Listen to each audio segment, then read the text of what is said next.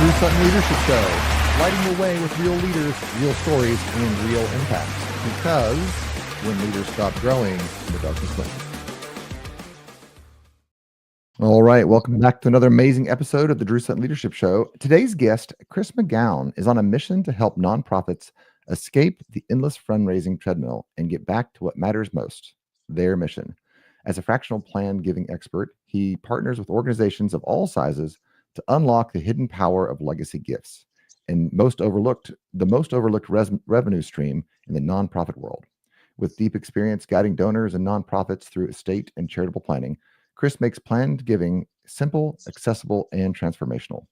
His message is clear. Your organization is just one planned gift away from the impact you've been dreaming of.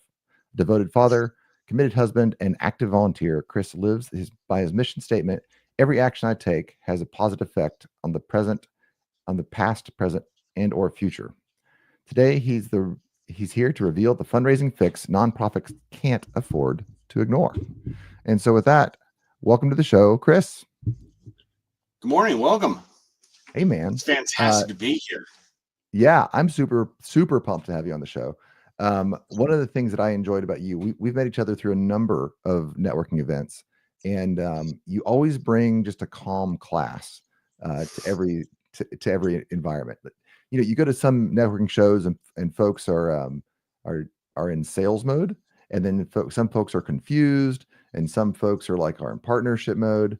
But you've always been there, ready to support the conversation and to build the relationship with kind of like a calm confidence that if you're the right fit, it will be the right fit. And I deeply appreciate that. Thank you so much. I learned a long time ago that you can't say the right thing to the wrong person, and you can't say the wrong thing to the right person. And so if you just go be you, your life is much, much better. I love that. I love that. I have a similar phrase, which is don't listen to people that don't like your music. Because I coach a lot of entrepreneurs and a lot of young business folks, and they get advice. They're like, oh no, you need to change this. Like, no. But I like your phrasing better because it speaks to the relationships, that there's kind of a guiding force in our life that is putting us together with people. I love that. Yep, indeed. All right, so Peak is what your company's Peak 890? 9860. Tell me about 9860. What does that number mean? That is the altitude of McGown Peak in the Sawtooth Mountains of Idaho. That is what that is. That is a far more exciting answer than I was expecting. That is the altitude of. That is awesome. Yeah. Are you a hiker? I am not a hiker. I am not. But my last name is an unusual name in the United States. There aren't that many McGowns. Most people put an A or an E in there between the W and the N. And so a long time ago, I set up a Google alert for my name just to see what's going on. And there was a guy who was getting ready to go hiking and was hiking McGown Peak, going, holy cow, there's a McGown Peak. And so that's when I found out. And that's actually when I do presentations, the background of my is always McGown Peak. It's a little line that runs through each of the slides. And then I use a waypoint to kind of move along the path, because ultimately that's what I do, right? I move donors along a path. And so it is a very natural transition into the professional life as well. It wasn't just a fun thing. It actually worked for me professionally. I, as a person that has watched a lot of presentations, I actually love the idea of like a little progress bar. And I love that you're doing it with Peak. That's super cool. Okay. So planned giving, you graduated high school and you said to yourself, you know what I want to do with my life? I want to do planned giving. That's what every fundraiser says. I want to go be a fundraiser. No, I want to get rejected 99.9% of the time and have one client. Yeah. So how did you get into fundraising? Was there a natural path, or was there like an epiphany moment? It was a combination of a natural path and epiphany. So I went to college to go be an undergrad, to be a teacher. And I finished out my year, and my friend said, listen, we're starting an after school program. The instructor, why don't you come help me run that? So I got there, I moved there, put up everything in the back of my truck, and I moved there. And he came over to help me unload my truck. It was great news is we got your first month's salary covered. I'm sorry, what? And so that's when I learned that part of my job was going out and finding the funding for that program, and that included my salary. And so I actually found out I enjoyed the fundraising side of it a lot more than I enjoyed the program side of it. And so I kind of started learning more about what fundraising was and how to do it well. And I kind of went down that path of fundraising. And I was the local fundraising presence when the out of town plan giving guru came in. Oh, And I would set up the meetings, and he would come in and do the technical side of it, and then he would leave. All right. It was and he had a large travel area. And he came to me one day and he goes, "Listen, this is my last visit. I'm leaving. I'm moving over here." I said, "Oh, I'm really going to miss you." He goes, "Well, what they want me to do first is build my team. You want to come work for me?" Yes. Yes, I do. And so I packed up my truck again and I left, and I followed him like a little camp follower. And it was like drinking from a fire hose. The amount of information I thought I knew, having listened to him, no, I knew the words. I didn't know any of the numbers or the technology or why what he was recommending mattered to the donor and to the organization. But it has been amazing, and I've loved it primarily because of the intimacy of a plan giving relationship. You don't get that many of them, but when they're there, oh my gosh, it's just glorious. It's just a wonderful relationship. I think this is something that you and I both get to enjoy in our careers. Is it you're behind the curtain, and we get to be one of the few people that really connect with the donor, or in my case, the business owners, their deep passions. Like, this is where they want to do with life. This is what they're insecure about. How do their kid, they're in medicine and their kid wants to be a mechanic. Like, how do you balance all those family dynamics? It's I love you said it's very intimate, very, very fun relationship. It really is. I mean, you got to figure out what to do with the son who is completely responsible and is she definitely wants to make sure he's who's in charge, but at the same time wants to respect and love the son who loves fast women and slow horses. And how do you make sure you take care of them in ways that make sense for their lives? Yeah. Okay, so I think the other thing that we connect on is the point at which impact giving, impact, and legacy touch finances. Right? There's the for-profit world and there's a nonprofit world. The nonprofit world doesn't work without cash. It needs money to operate. Like we have your salary for the first month. Fundraising is the number one way to impact the world. And I think this is what our dialogue over the last couple of months has been, is my Jubilee project. It's critically important to get money pointed in the direction that your morals and your values connect with.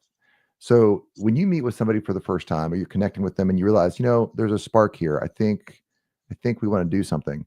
How do you begin coaching them on how to think about money and giving?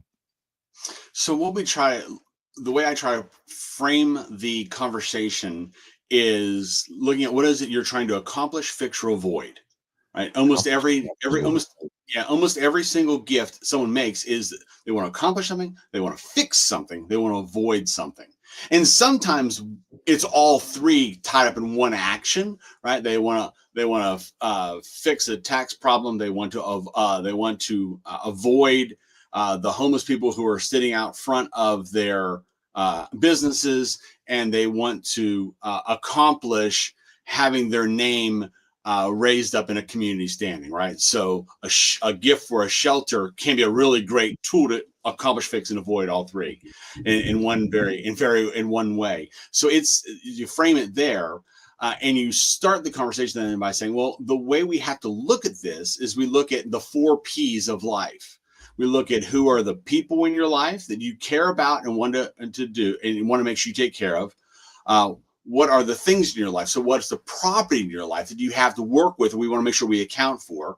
What are the plans that you have already and that you want to have for the future? And who are the planners? Who are those key stakeholders that are in your life that we want to make sure we're including? Because there's nothing worse than saying this is what you want to go do and then only find out that your spouse has a completely different idea of what they want to do. And then, or your children are like, that's great, Dad, but no. And so you have to have, you want to make sure you've got all those 4 P's lined up. And as you start to work through that, they start to realize, yeah, I have tools I can use to accomplish, fix, or avoid what it is I'm trying to do. I love it. So I love the accomplish, fix, and avoid. I'm literally like, I'm processing this because in the for-profit world, you're always solving a problem, right? You're essentially providing status for people. You're providing products that solve a solution. But accomplish, fix, or avoid is such a fun way to think about that question because it connects to purpose much more than the word profit does. And then, yeah, I'm totally with you on the people, the property, the plans, and the planners. As I've thought through my giving with my wife, I've always been a little bit intimidated. It's like, well, I want to give to this church, but I'm not guaranteed that in the future, the folks that I'm giving to, this asset that I'm giving, is going to really accomplish the purposes that I'm passionate about. How do you help people think through that question? The next 2 years is simple, but how do I ensure that my gift is having the impact I want over the next 8 years, 10 years? Yeah, so there's a couple ways we talk about it, and it depends on where their heart and their focus is. So one is what matters is what's happening today, right? And if it's a recurring kind of giving structure, then if that changes, you can change. And you don't know the future, you can't control the future. All you can do is take actions to help today and hope that the organization you love now, you'll continue to love. But for those donors who want to make a substantial gift that has a tail that it'd be harder to swing that tail, what we tend to look at are gifts where they can either pass down that kind of control to their spouse, to their children, to their grandchildren, or set aside structures that will pass it down. So the document that they create embodies what it is they're trying to accomplish, fix, or avoid, and why they're trying to accomplish, fix, or avoid it. And then the controller of the document, so the trustee or the bank or the community foundation, whatever, then says, does what you're doing match what the document outlines as your core values in giving? So those are sort of the 2 ways of doing it. In fact, interestingly, one of the things we're seeing now really, really growing are donor advised funds, and donor advised funds are becoming a tool for multi-generational giving. So people are starting to set up donor advised funds to sort of work as small family foundations. Because in essence, you can create your money in there and it can move down to your children and grandchildren, and you can help teach them philanthropy and help instill not instill, but educate you why your values are your values in a way you wouldn't otherwise be able to do through a DAF that was the concept of family foundation, but just was millions and millions of dollars, whereas DAFs can be, 5,000, 10,000, 50,000. It can be millions, but it doesn't have to be. And it can live beyond you. And it gives you that ability to actually start kind of create this legacy of value and morals that you can pass on through your giving. So I love this. Once you get into innovation and you start leaving companies, you get into contract structure and incentives very quickly, but it can seem intimidating. So, to the young Chris who has his first fundraising gig, and maybe he's got the charisma to put together, 10 people in a room. What's your advice? I mean, so you do fractional plan giving. So we'll get into that in a minute. But what's your best advice for young Chris that is putting people together in a room but feels intimidated by all this technical thought? It doesn't have to be your job to know the technical. It has to be your job to know what the donor needs to accomplish what it is they're trying to accomplish.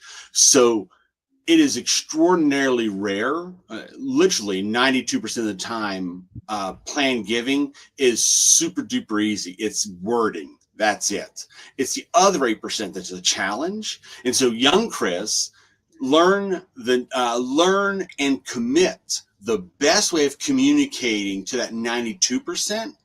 And then what do you say to the 8% to put them in hold while you go get an expert who knows how to do that, right? So don't worry about the 8%. you're only going to need that 1 in 500 donors. The other 499, what they care about is how do they capture their goals in wording for your organization. And that's that sentence in the will, that's a sentence in the trust, it's that additive to the IRA, that is making you the beneficiary of their savings account, whatever that is. It's very simple to do, but it's also really simple to get frustrated and caught into that minutia of, but if that is a Totten trust and be able to qualify for a Totten trust, you have to, no, don't worry about any of that. Right? You have no control of that. The bank controls that. You don't. You just need to say, here's a legal name, here's a tax ID, and here's how you know we're going to do with your gift what you want us to do. I love it. I love it. Okay, so tell me your favorite story, the epiphany moment that you had, because we all struggle. We feel called to something, and we start like kind of stabbing in the dark at it, and then there's this moment where we're like, oh, this is why this is so important. This actually changed, Sarah's life or George's life or Craig. Tell me your favorite like pivotal moment when you were like, I know that what I'm doing is now changing lives.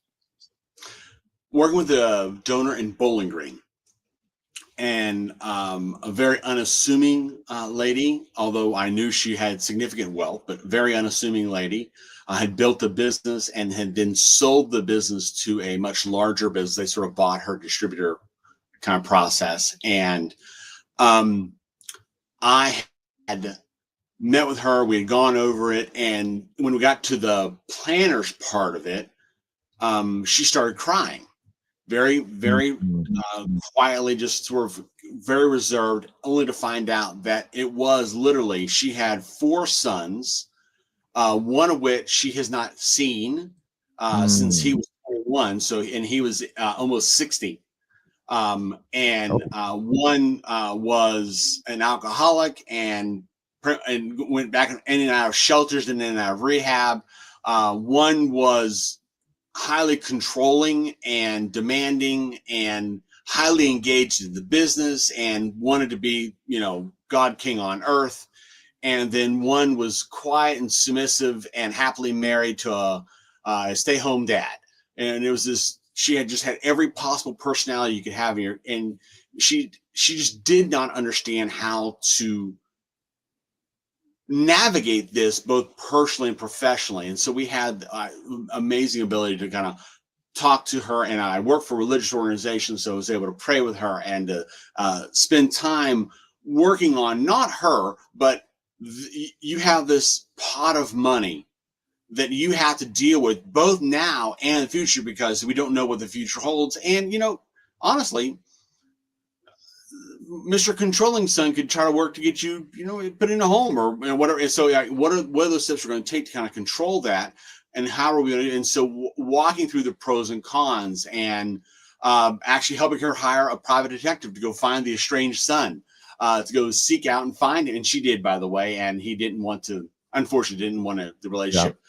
Had nothing to do with her, had to do with the father who had died 20 years before I ever came into the story, but it didn't matter. But whatever, then she knew how to deal with that. So, but how to emotionally touch that, how to deal with that financially. And it really did spotlight for the first time in a hands-on way that money, well, one, doesn't buy happiness. That was clear. But money wasn't the problem. The problem was, how do I deal with the family with the money? And so it wasn't this A or B, it was A and B together made far more than C. It made a Z or a double A. It was how do I deal with this way? And that really, it really did change the idea of you just leave it to your kids, right? Just 50%. It just completely honed in on it. As I'm listening to this, I'm actually super excited. My work is helping business owners grow their business. And I have lots of friends in nonprofits that do amazing work. But I think that the fundraising cycle can feel like I need to find somebody to fund the mission. And what you're saying, I think, is that if you look at the donors, not as a bag of cash, which is kind of, we're all kind of forced into that conversation, but rather as people that I can minister to in another way. that gets really exciting. So now it's not, I'm asking for your money. It's saying, I need money and I think that it's a good fit, but let me introduce you to Chris so that you can solve some of the problems that you have as well. So it becomes like a synergistic second ministry cycle. It really is.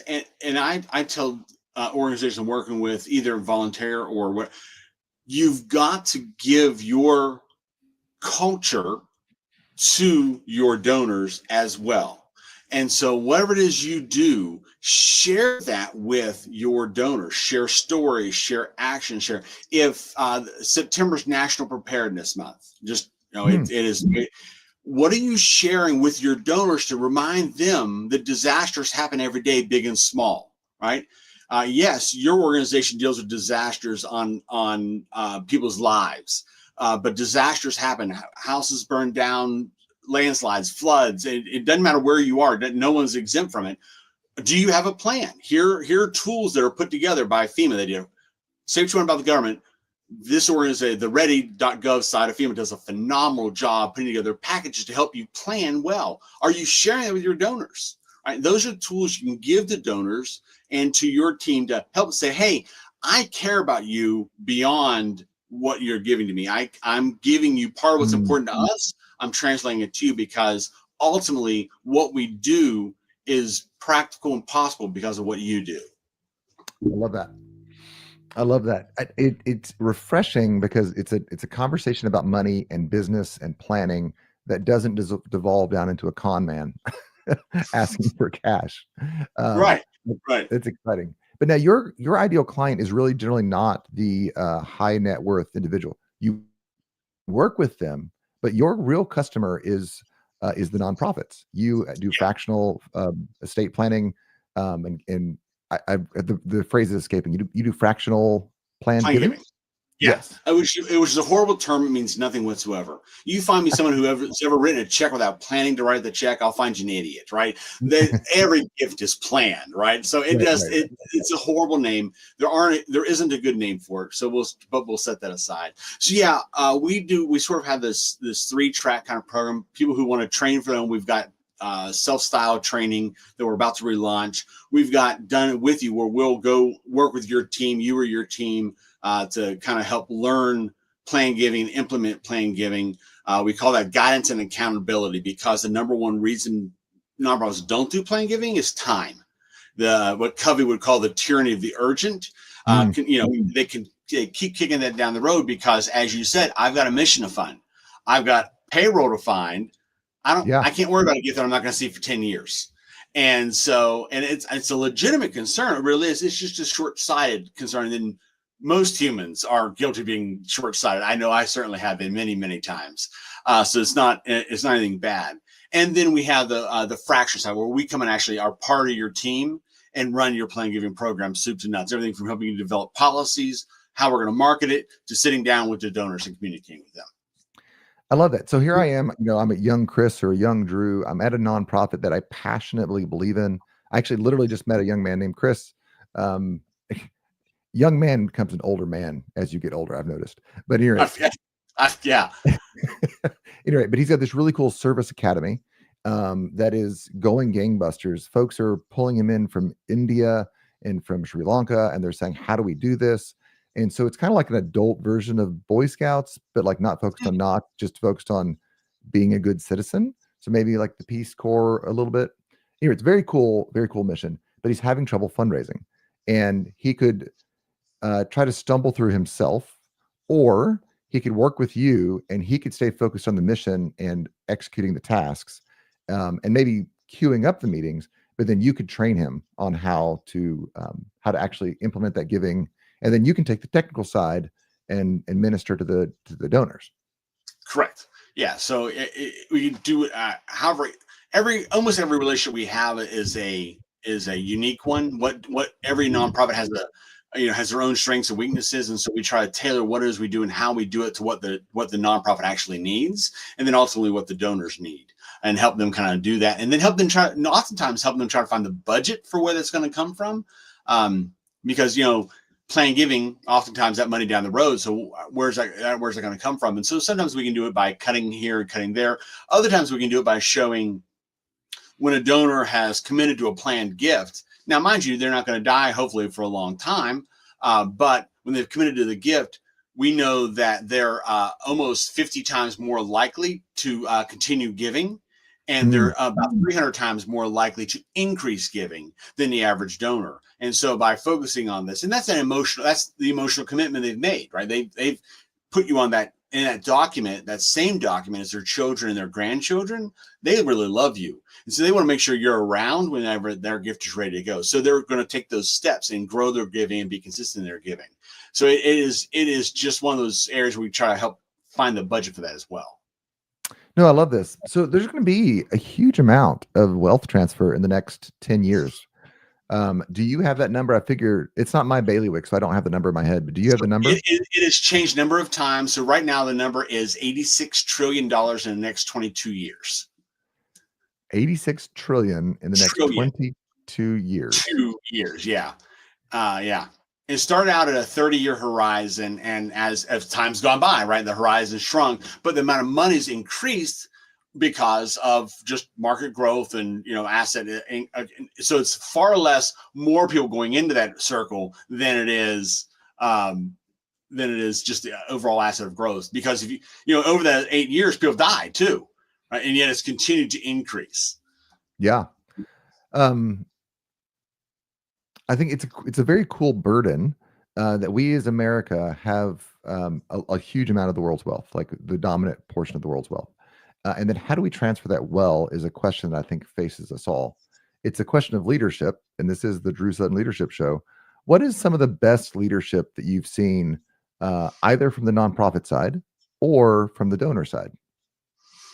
So I often equate leadership to vision. More so than anything else. They have to be able to execute it well, of course. But that vision, and sometimes the vision is finding the people that will accomplish the vision. And so what I've seen really, really well in both donors and in nonprofit leaders is finding that right staff, saying, hey, this is where I want to go. I need someone to help me find the steps. I can see it, but I know there's steps in between that my skill set doesn't have. And so I bring that person in, and that person says, oh, you need this, this, and this, and help me assemble sort of that superhero team to make you to go get where you're going, and being able to cast that vision and instill that vision and that desire and that drive into others. It works the same way in donors, right? Donors know I want to accomplish, fix, or avoid. They have that vision of where they want to be, and then find the organization and the tools to be able to accomplish that vision is what I've seen probably is really and truly is the characteristic I would say is the most dramatic of it. I have never thought of fundraising that way. So to try what I think I just heard you say is that the donor is actually hiring the organization to accomplish their goal. Yeah, exactly. That is what a donor's doing. They're paying you to go do. Very, very horrible way of looking at this, right? But the reality is, homelessness is probably one of the most discriminated against profile out there, right? Oh yeah. There are donors who are paying you and paying nonprofits equivalent of being the trash man. I don't want to take my trash down to the dump. I'm going to pay you to come to my house, get my trash, and take it away. So they view nonprofits in the same way. I don't want the homeless. I'm going to pay you to go get the homeless and take them out of the site. I don't want them on the corner panhandling. I don't want them in my neighborhood. I don't want them sleeping in the doorway of my business. Right. Yeah. So while that is a demeaning view of it, that is essentially what it's doing, and it gets more. That's the darkest side of it. It gets better than that as it goes through as well. I see a world where there is clean air and children have parks, right, and they hire organizations to go make that a reality. No, this is interesting. I mean, it really has changed my thinking about fundraising. I've run into this in the marketing world. So when you watch the YouTube, the TikTok influencer that's like, this is how you do marketing. You got to, and it gives you the 4 points or the two points. You got to find the problem, and then you got to express the solution and the value that you're offering, and then you make the offer. But I don't know why I never really saw it this way. I mean, as a guy that does ministry or I've done soup kitchens, I've done volunteer work. I always think about what value am I offering to the recipient, but what value am I offering to the donor? Um, I'm a little bit embarrassed. I haven't articulated that clearly before. This has been very, very helpful to me. Very cool. Yeah. Well, most people in the nonprofit sector, their heart is the mission, and they see themselves as the provider of the service rather than the conduit of the goal. Yeah. So if you change when nonprofits change your perspective, as simply say, we're simply the manner in which the world is getting better in this way. It changes what you do. So now you're no longer going out and asking for money, saying, please, will you support me? It's we're your tool to do what you want to go do. Yeah. Right? It's no longer begging. It's simply, you want to do A, we want to do A, it takes money. So let's go do A. Right. And you've been called at that moment. Right. There's a lot of things spinning in my head that it'd be hard to articulate in any sort of a podcast fashion. But I love this idea because you and I are both men of faith, and the idea of the kingdom of God that blesses the customer, the doer, and now the donor, and then because of the intimacy of what you do, also helping the donor solve a bunch of other things. It's just, it's very exciting for me to think about that. What does Chris want to do with your life? We just had a large death in the world that's been very, very highly publicized. I'm not asking you to take a stance on that political issue, but we have a finite life, right? Like there's a time in which our ride is over. What do you want to be said about you as you think about all the work that you've done and the work that you potentially have here in the future? Well, first and foremost, what I want is well done, good and faithful servant. Mm-hmm. Right. So that's my number one goal. Set that aside. Is I want I want whoever's doing my eulogy not to have to lie. Right. Because you never hear how horrible someone is at a funeral, right? No, you don't. All right. So I want whoever doing my eulogy to be able to be honest about saying the good things about what has happened. And that is, I've raised men of character. I've married a woman of character and love. And I've made the world a better place. And in my part of it, by helping nonprofits see potential they never would have seen before through plan giving. So that's sort of the four areas of my life. I want them ultimately, simply is I want to be able to have a funeral where people go, yep, that was him. Not walk away going, I don't know who that guy was talking about. I have no idea who that guy was talking about. I have a lot of pastor friends, and that is a true problem. Like that's hilarious. Well, cool, man. We are running out of time on the show, and I want to make sure that you get an opportunity. Just kind of don't speak to me, just speak to the audience. And so take 2 or 3 minutes here and just speak to the audience, something that they need to know from you, something that's on your heart, something that the Lord is challenging you to nudge in the world. Thank you so much. So I'm a firm believer that plan giving is ultimately the key for future. That's really and truly the way that we can get the nonprofits in your cycle off of that constant treadmill. It's not that you're not going to have to fundraise. You're always going to have to fundraise. And now hopefully you've seen some ideas about why fundraising isn't as arduous as it could be, because you're really that conduit. But I believe that plan giving is the way to move forward. As I mentioned earlier, the struggle we have is time, and how do we find that time?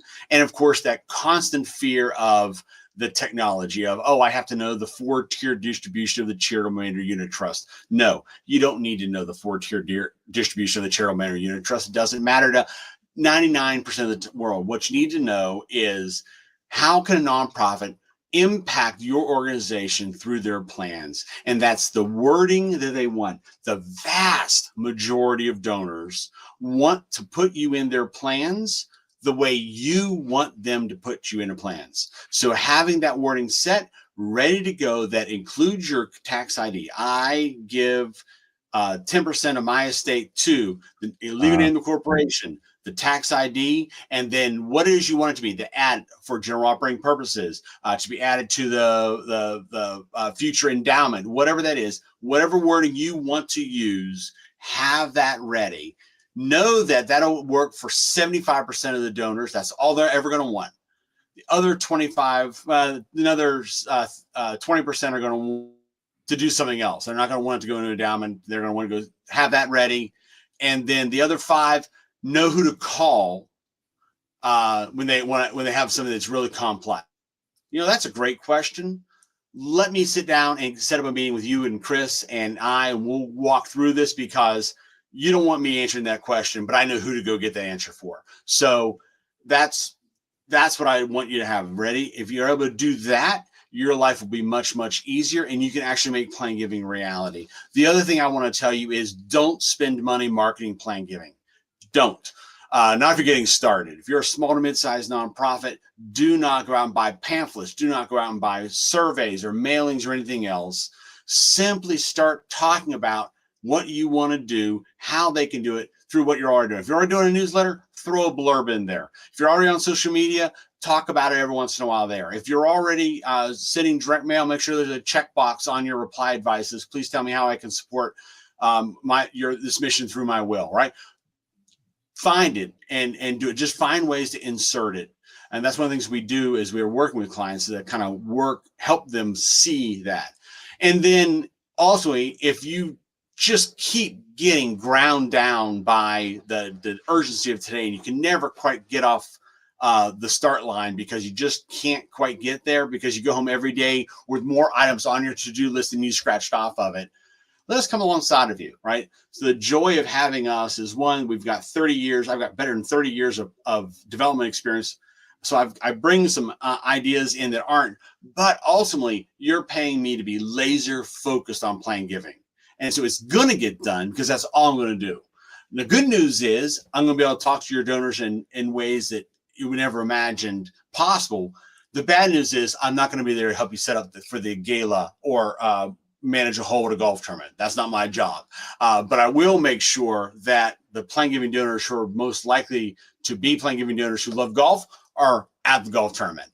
So I might be there, but riding around a cart. I don't golf, but I might be there riding around a cart, but I'm not going to be there for anything else. So let us come alongside of you. If nothing else, just figure out your wording and start talking about it. It is ultimately the future, and you will never know who is going to make you a gift. It is not going to be just the wealthy. It is not going to be the major donors only. It's going to be that $10 a month donor. It's going to be that donor who gives $25 a year every single year.